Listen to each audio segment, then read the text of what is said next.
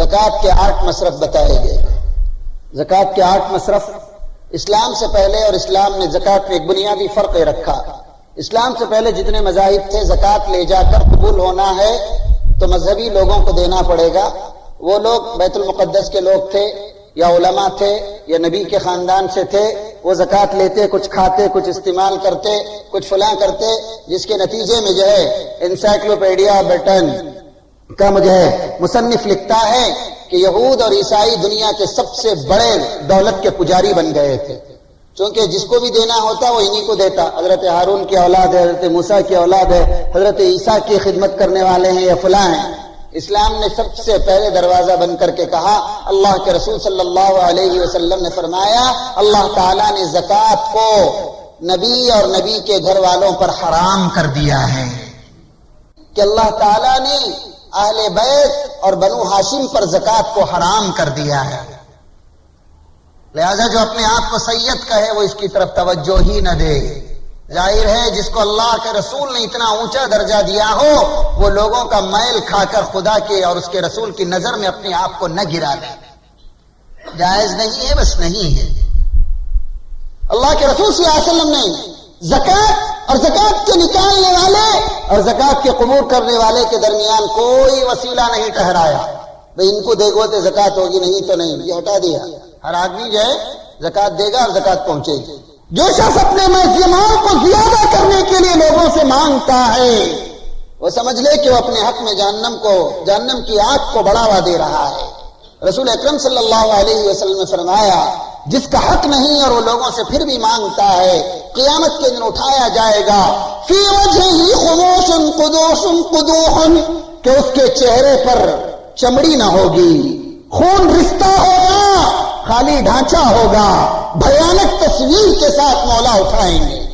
حضرت عبداللہ بن مبارک رحمۃ اللہ علیہ جو مشہور تابعی ہے اور امام اعظم ابو حنیفہ کے شاگرد ہیں، فرماتے ہیں کہ جو شخص تم کو اللہ کا واسطہ یا اللہ کا نام لے کر بھیک مانگے اسے بھیک نہ دو، اس لیے کہ اس نے اللہ کے نام کو دنیا کے مقابلے میں ذلیل کیا ہے، اور جو تم سے نبی کا واسطہ دے کر مانگے اسے بھی بھیک نہ دو۔ جو اپنی بدکاری کے لیے زکوٰۃ مانگے اس کو زکوٰۃ نہ دو، جو اپنی فحاشی کے لیے تم سے بھیک مانگے اس کی فحشکاری کی بڑھاوے کے لیے اس کو کوئی اس کی سوال پر توجہ نہ دو۔ حضرت عبداللہ ابن مبارک نے کہا ہرگز نہ دو، منع فرمایا۔ زکوٰۃ جس کو دے گا اس کے کون کون حقدار ہیں؟ یہ 8 مصارف قرآن نے کہا ہے، انما الصدقات للفقراء والمساکین والعاملین علیہا والمؤلفۃ قلوبهم وفی الرقاب والغارمین وفی سبیل اللہ وابن السبیل۔ انما الصدقات للفقراء، فقیروں کے لیے، اور زکوٰۃ مسکینوں کے لیے۔ فقیر اور مسکین میں تھوڑا سا فرق ہے۔ فقیر جس کے پاس کچھ بھی نہ ہو، بعض کہتے ہیں جس کے پاس کچھ ہو، جو ہے ضرورت جس کی پوری نہ ہوتی ہو، یا لوگوں سے جو ہے زبردستی کر کے جو نہ مانگتا ہو۔ اللہ تعالیٰ نے کہا للفقراء الذین احصروا فی سبیل اللہ لا یستطیعون ضربا فی الارض یحسبهم الجاہل اغنیاء من التعفف۔ کچھ ایسے بھی اللہ کے بندے ہیں جن کو ضرورت ہے لیکن شرم کے مارے مانگا نہیں کرتے ہیں، اللہ کہتا ہے، اور جاہل ان کو دیکھ کر سمجھتے ہیں کہ یہ تو بڑے اچھے مالدار ہیں۔ مزے میں قرآن کہتا ہے نادان یہ سمجھتے ہیں کہ وہ مالدار ہیں۔ تعرفهم بسیماهم، حالانکہ جو ہے ان کے چہروں سے اس کو آدمی پہچان سکتا ہے۔ لا يسألون الناس إلحافا، زبردستی لوگوں سے مانگتے نہیں ہیں، شرم آتی ہے مانگتے ہوئے۔ ایک مرتبہ جو آدمی مانگنا شروع کرتا ہے اللہ تبارک و تعالی شرم و حیا اس سے ہٹا لیتے ہیں اور وہ جو شرم اور حیا کو ختم کر دیتا ہے۔ تو فرمایا فقیر اور مسکین قریب قریب ہم مانے ایک اور دوسرے سے۔ والعاملین علیہا، اس سے معلوم ہوا کہ زکوٰۃ اجتماعی طور پر آدمی نکالے، اور اسلامی گورنمنٹ ہوگی تو زکوٰۃ لے کر لینے والے اور اس کو وصول کر کے لانے والوں کے لیے اس میں سے تنخواہیں دی جا سکتی ہیں۔ والمؤلفۃ قلوبهم، نئے جو لوگ مسلمان ہوئے ہیں ان کی ضرورتوں کو پورا کرنے کے لیے زکوٰۃ کی رقم دی جا سکتی ہے۔ وفی الرقاب، غلاموں کو آزاد کرنے کے لیے موجودہ دور میں جھوٹے مقدمات میں پھنسے ہوئے مسلمانوں کو جیلوں سے نکالنے کے لیے زکوٰۃ کی رقم دی جا سکتی ہے۔ والغارمین، قرضوں میں ڈوبو ہوں کو، قرض سے نکالنے کے لیے۔ عبداللہ ابن مبارک نے فرمایا کہ اگر کوئی قرض دار اس لیے ہوا ہے کہ وہ فحاشی اور بدکاری کا شکار رہا تو اس کو زکوٰۃ دے کر آزاد نہ کرو، اس لیے کہ وہ زکوٰۃ کے بعد آزاد ہوگا تو پھر قرض لے کر پھر بدکاری میں پڑے گا۔ مکروہ قرار دیا فقہاء نے۔ فرمایا وفی سبیل اللہ، اللہ کے راستے میں جہاد کو جانے والا، اس کے لیے اسباب ضرورت ہے، اپنے پیچھے گھر کی نگرانی کی ضرورت ہے، زکوٰۃ کی رقم دی جا سکتی ہے۔ اور اپنی سبیل، مسافر کو زکوٰۃ دی جا سکتی ہے۔ مسافر بستی بدل کر آ گیا اور پتہ نہیں چلا کیا ہے کیا نہیں ہے تو اس کو زکوٰۃ دی جا سکتی ہے۔ یہ ہیں بالکل بتا دیا گیا۔ زکوٰۃ کے سب سے پہلے حقدار، ہماری زکوٰۃ کے پہلے حقدار ہمارے رشتہ دار ہیں۔ قرآن نے کہا وَآتِ ذَا الْقُرْبَى حَقَّهُ، رشتہ داروں کو ان کا حق دو۔ اس کے بعد پڑوس، پھر محلہ، پھر اس کے بعد بستی، بستی کے بعد باہر۔ حدیث کی اس بنیاد پر سخت ہیں تُؤْخَذُ مِنْ أَغْنِيَائِهِمْ وَتُرَدُّ إِلَىٰ فُقَرَائِهِمْ، جس علاقے کے مالداروں سے زکوٰۃ لی جائے گی اسی علاقے کے غریبوں پہ خرچ کی جائے گی۔ لیکن ایک فتویٰ یہ ہے کہ ضرورت اگر کہیں کسی وجہ سے زیادہ ہو آدمی زکوٰۃ بھیج سکتا ہے، لیکن افضل اور اعلیٰ طریقہ جہاں کی ہے وہاں خرچ کیا جائے، اور لہذا زکوٰۃ اگر آپ اس کو اجتماعی طور پر نکالیں تو اس کے فائدے بکثرت نظر آئیں گے۔ آج تو اس کا امکان نہیں ہے کہ امام جو ہے زکوٰۃ نکالے، تو لہذا امام کا کام یہ ہوتا تھا وہ زکوٰۃ لیتا تھا، ضرورت مندوں تک پہنچاتا تھا۔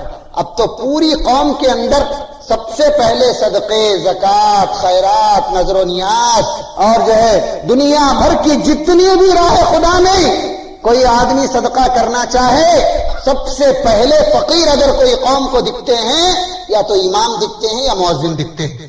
اسی لیے اقبال نے کہا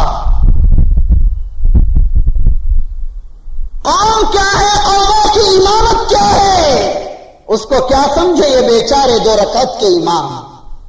لہذا قوم پہلے ذرا سوچ کر دیکھے، حلال امام کی رگوں میں نہیں ہوگا، نمازوں میں جان کہاں سے آئے گی، رشد و ہدایت کے فیصلے کہاں سے ہوں گے۔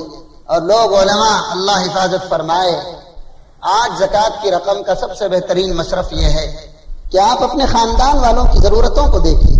زکوٰۃ ایسی جگہ نہ دیجیے کہ لوٹ کر آ جائے، شوہر بیوی کو، بیوی شوہر کو، باپ بیٹے کو، بیٹا باپ کو۔